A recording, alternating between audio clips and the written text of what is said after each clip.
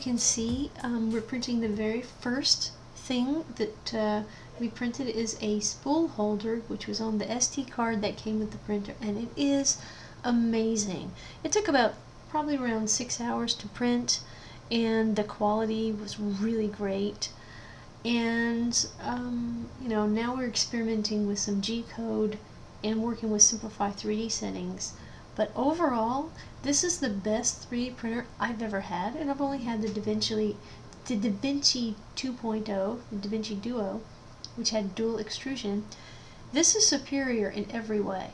And for the price point, I would say this is a great buy for your money. In fact, I go so far to say this is a delicious purchase.